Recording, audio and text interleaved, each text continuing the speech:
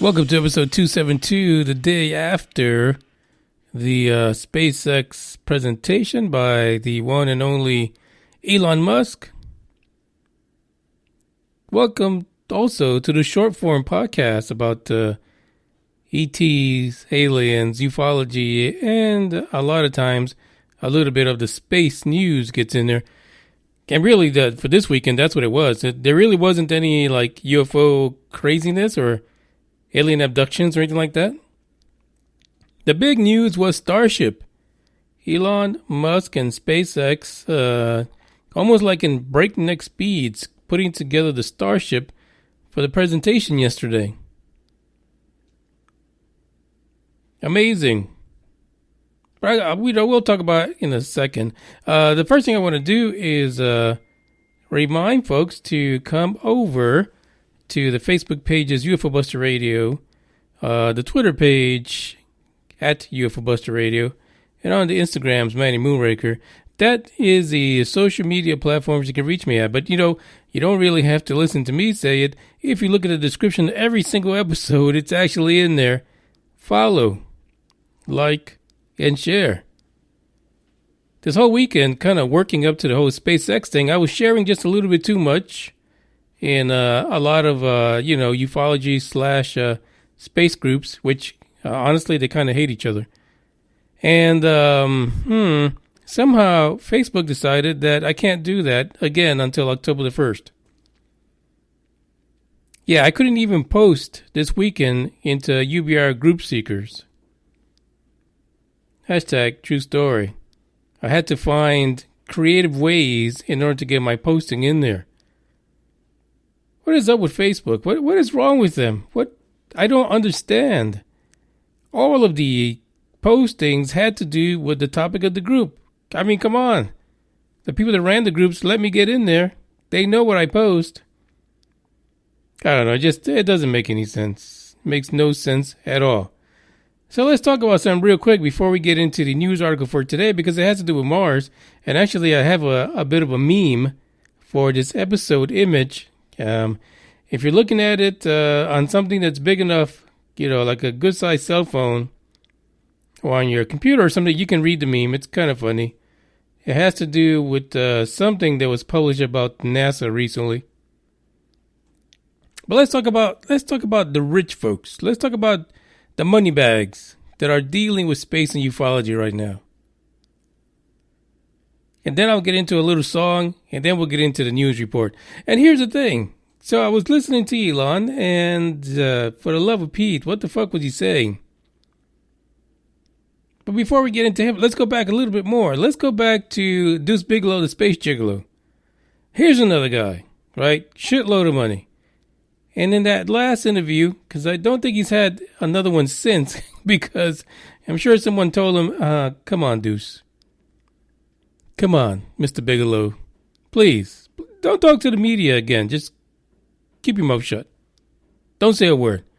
Because we remember they had that little interview they did with him, and he was asked about aliens, and then he had that weird laugh, like psychotic,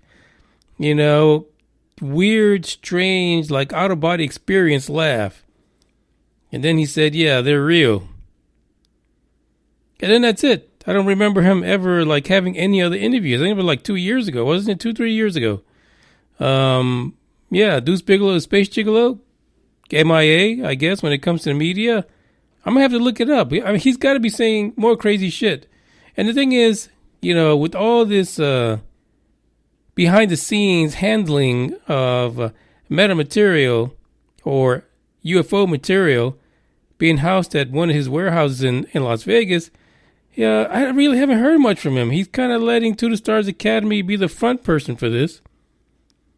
And I don't know. It's kind of strange. You would think that someone that has such a weird, what do you call that? Greasy, mad scientist laugh would want to be on the forefront of everything. But I guess that's the way the rich and the powerful kind of control things, like behind the scenes. But there's one guy who they probably said, hey, don't talk anymore. Just shut the fuck up. Yeah, I know you pay me, but you pay me to tell you to shut the fuck up. And I think that's what's happening with him. So let's jump over to Tom DeLonge. To the Stars Academy, ex-Blink-182, grungy type, right? So probably not someone that you would put in front of a camera to have long dissertations about technologies that he didn't understand prior to the Stars Academy. But they did that in the beginning. And lo and behold, man, the information that came out of his mouth was horrific. Completely horrific. Just in that interview with Joe Rogan alone. And I bet you, when he has these interviews with these magazines and stuff like that, especially, now, magazines have to deal with music and they cut into the whole conversation about To the Stars Academy. I bet you they clean that shit up. Make it really nice. Because on camera, it's sad.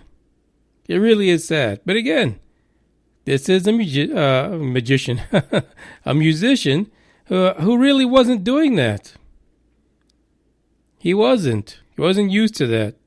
But then someone must have at least told him, especially after the Joe Rogan interview, it's like, geez, Tom, let somebody else talk.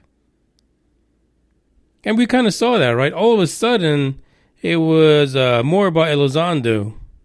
Elizondo kind of took the face of the activities behind the scenes. And then even him, he doesn't exactly have a face, that's welcoming. He looks like a thug. So it doesn't really welcome people in ufology. They're like afraid, They're afraid of him. They think he's hiding something.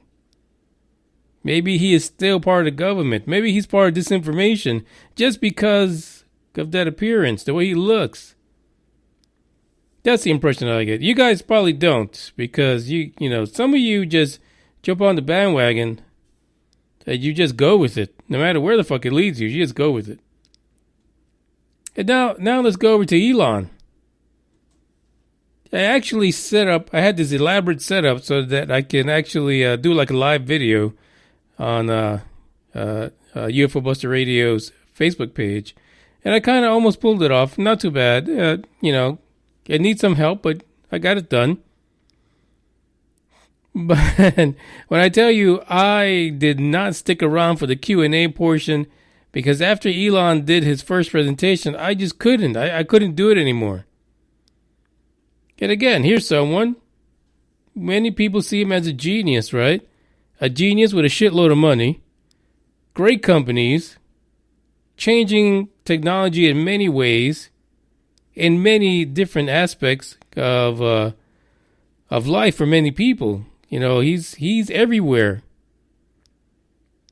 But yet, he couldn't sit there and give us a full thought during his presentation. It was so broken up, so sporadic. And a lot of times I was wondering, did someone just read him this right before he went on stage? And you could tell he's like a little kid. He's basically like a little kid with a new train set. And the parts of that train set that he loves the most, like the fact that you put a little oil in the stack and you get some smoke. That's what he focuses on. That's what he loves the most about it. So that part of the train, he will talk to you in circles every day. But then the rest of it, I don't know. It just is not there. Like, it's just, I just don't know. I can see why he wants to go to the moon. And then to Mars. And I can see his little plan about having a refueling starship, refuel the long-haul starship. Great plans. Loving it. But fuck my life, he could not explain that shit at all. And it was erratic. And let me tell you, you guys that saw it, you know it. Because the fucker who was running the presentation had no idea where the fuck he was going. They kept on having to back up the presentation or forward it, 2-3 slides just to get to where the fuck Elon was talking about. He wasn't even following the damn presentation. That's how just erratic it was. But people like it, right? People like the ingenuity. They love the application of technology. They like the fact that, it's here in Texas. It's happening in the United States somewhere. and they can walk to it because it really doesn't look like there's a whole lot of security down there, but we'll see. But is the fascination with space, the fascination with finding life somewhere else, and that's really what gets the message across to people, what gets them to accept and love the ideas. But for the love of God, these guys can't present shit for the life of them. They could not save themselves. If their lives really depended on them being able to present a full idea for 30 minutes, they'd be fucked. That's all I'm saying. Let's go to a song, and then we'll get into the fascinating news.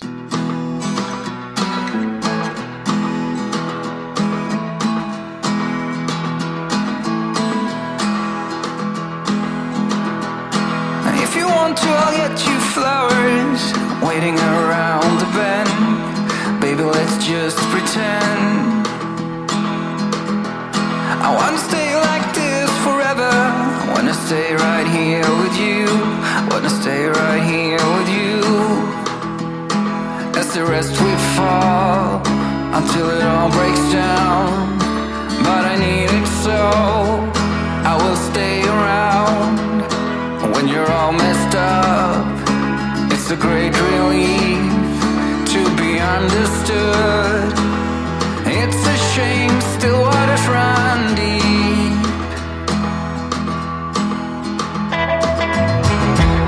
So let us walk right into the forest, to the trees and the rising sun. It is something we can't outrun. I do whatever it takes to hold you, whatever it takes to you. Wanna be in this game for two. When it all comes down, do you feel alive? Are you feeling lost? You were made to fly, but you're so much more than a memory. It is not easy. It's a shame still waters run deep.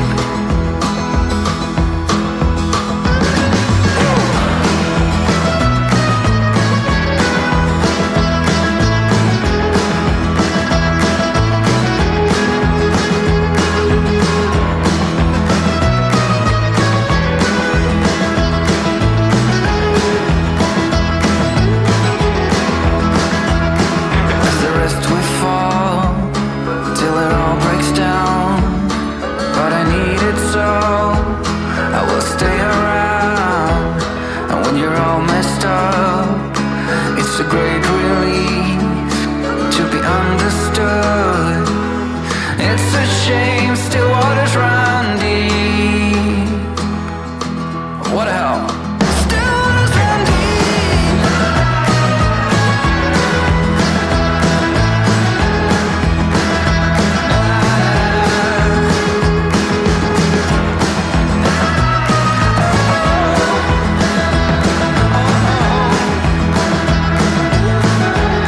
Listen up now. When it all comes down, do you feel alive? Are you feeling lost? That you were made to fight, but you're so much more than a memory. It's not easy. You were made to fight. It's a shame. Still waters run deep. By the way, initially I was going to start this episode by pissing off some of the popettes. So I haven't used that term in a while, but those are the diehard fans of Nick Pope. I call them the popettes. Because, if you say anything negative about Nick Pope, people lose their fucking minds. They lose their shit, as they say. I got an email today, a message on Twitter by Buslane. And he says, hey, Moonraker, have you seen this release from the MOD recently? And I said, no. Well, what was in it? It's about Nick Pope, he says. Sweet. Let me see it. What are they saying? And then he sent it. So this MOD letter basically It reads like it's a response to someone that Nick Pope did like a UFO investigation for about an incident or sighting or something like that. That's the way it reads. The letter itself is from the MOD, from the department that Nick Pope was quote-unquote working for in that little broom closet under the garage doing the UFO stuff. And it gave some points in here that I'd never heard before. One being that Nick Pope was only there for like 3 years. And the specific department that actually had to do with investigating or reporting, responding to like UFO sightings and things like that. But only that only was about 10% of his job responsibility. That he didn't do it by himself. He shared that job with someone else. And that it was for 3 years, and anything after that Nick Pope might have provided in a response or since leaving the department was all his personal opinion. I was kind of shocked that I saw this and that it was from the Ministry of Defense. That's kind of fascinating because you would think that the Ministry of Defense would actually go out and say, kind of reprimand them in some way publicly to get them to stop the nonsense, if that really is what it is. Because according to this document, they're not too happy with Nick Pope. They're not too happy with the time frame that he's been giving the people as far as how long he was there and what he actually investigated and what his duties were. It's a fascinating letter, you guys. I mean, it could always be hoaxed, right? This could be a fake letter. I can agree to that. It's probably potentially fake because no one seems to want to challenge Nick Pope ever. Now, people say a lot of negative things about him. The fact that he was in the MOD and that he says he saw all these things and never really raised any alarms, didn't really do anything about it until after he got out from working for the Ministry of Defense, and all of a sudden, he's a UFO star.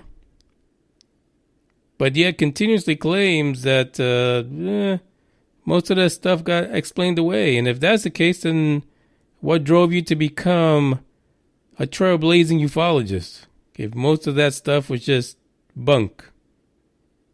Those are the questions that I have about Nick Pope, and I know I'm going to get a bunch of negative statements and stuff like that. But if you guys want to read the letter, you got to go to UBR Truth Seekers, the Facebook group for this podcast. I posted it under the Dark Horde.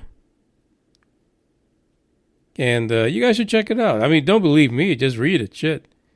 That's what I do. I bring stuff to you guys' attention. Let's go into the news.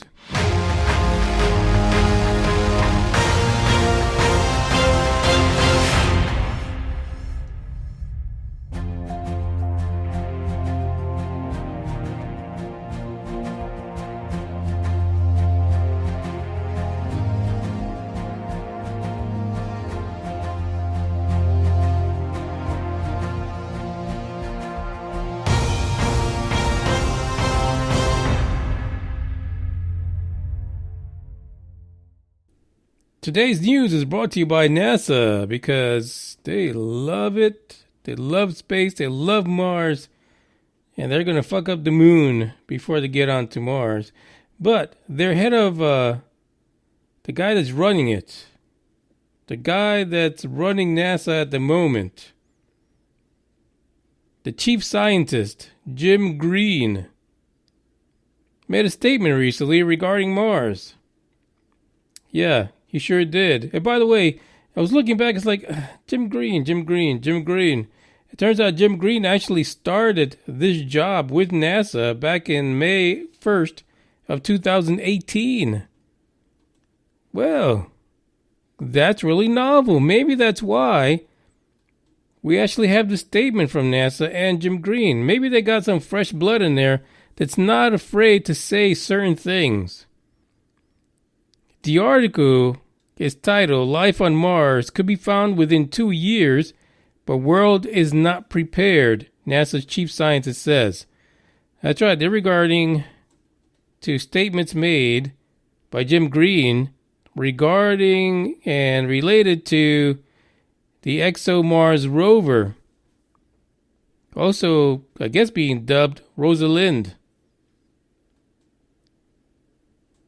Yeah. Apparently this thing is going to actually be looking for extraterrestrial life by drilling 6.5 feet down into Mars's core to take some samples. Right? Because we see, for some reason, there's random, or not random, actually it's more like cyclical farting on Mars. Because we continue to see the methane kind of come and go with the seasons. So the idea is there is something under the surface that in cycles gets the farts. And so we're picking it up. So what he's saying is, it's a whole new way of thinking. What's going to happen when we get another rover up there? By the way, I saw a meme that said that Mars is the only planet completely inhabited by robots. At the moment, that's exactly what it is. I got so much robots and shit up there, and none of them is organic. Hint, hint, wink, wink. Not that we know. Or not that we can confirm, right? Because we have, Corey Good saying that he went up there and fought some reptilians. But that's just a different podcast altogether, dealing with the psychology of a madman. So he says that Dr. Green compared the potential discovery to when astronomer Nicolaus Copernicus stated the Earth revolves around the sun back in the 16th century. Well, guess what, Dr. Green? People still think that everything revolves around the planet Earth, and the planet Earth is sitting on a turtle. So apparently it wasn't that big a change back in the 16th centuries, and there probably won't be a bigger change now either. That's all I'm saying. He says, and here's a quote of Dr. Green, "It will start a whole new line of thinking. I don't think we're prepared for the results." And this was a statement that he gave the Sunday Telegraph. "I've been worried about that because I think we're close to finding it and making some announcements." You would have to be a complete numbnuts to not think that after all these years that the appearance of methane is related to nothing. And this is where a lot of people say that we're going through this slow, horrible, lengthy, controlled disclosure to where it's going to be led through science, not grassroots, to where folks are going to rely on microbial life to be the stepping stone for people to absorb the idea that there might be life besides a fucking amoeba on another planet out there in the universe. But that because it's been the theory that once that announcement comes up, people are going to lose their shit. And all hope will be lost for them that there's going to be complete anarchy. The idea that there could be life somewhere else outside of the universe, outside of our galaxy, should I say, or even outside of our solar system, that's going to turn people's reality upside down. It's going to be mayhem. But he thinks that when we get this, these two rovers, the other rover being the Mars 2020 rover, to go up there as well and dig into fucking rocks and test these samples, that, like I said, you have to be completely numb from the brain down to your feet to not realize, or at least postulate, that there's going to be confirmation of at least microbial life on Mars. And then you have to sell it, right? Because you're going to have the scientists who are going to say, well, yeah, but that shit was probably sitting on the rover anyway. Have you seen the way they put these fucking things together? Everything is clean. They wear complete head to toe. They cover themselves from head to toe. Everything is clean. And then you're saying that the long trip up to Mars, that the radiation wouldn't have killed anything that might have been sitting on the outside of it.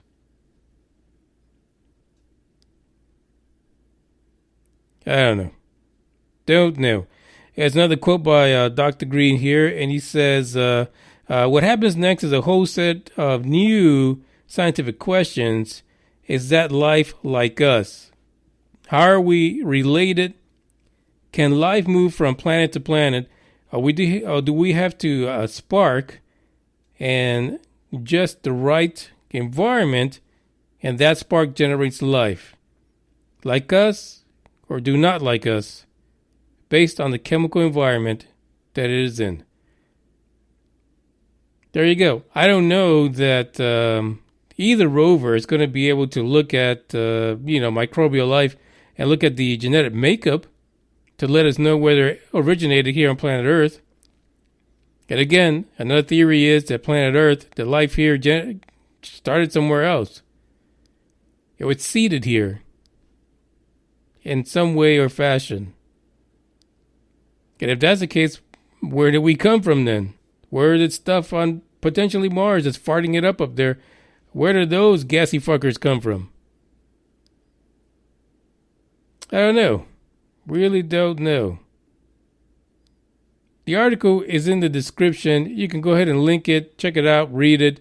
You can also search. Let's see, who wrote this here? There was an article that I found. Oh, space.com. Of course. They have an article published back on April 18th of 2018, which is, it goes over Jim Green's history with NASA, and it makes the announcement of him becoming the new chief scientist. So you might want to look for that, space.com. Read up a little bit on Jim Green, because apparently he's a bit more open-minded. As a matter of fact, he's not even wearing a pencil protector, so we're good. Pencil pocket protector. He doesn't even have one.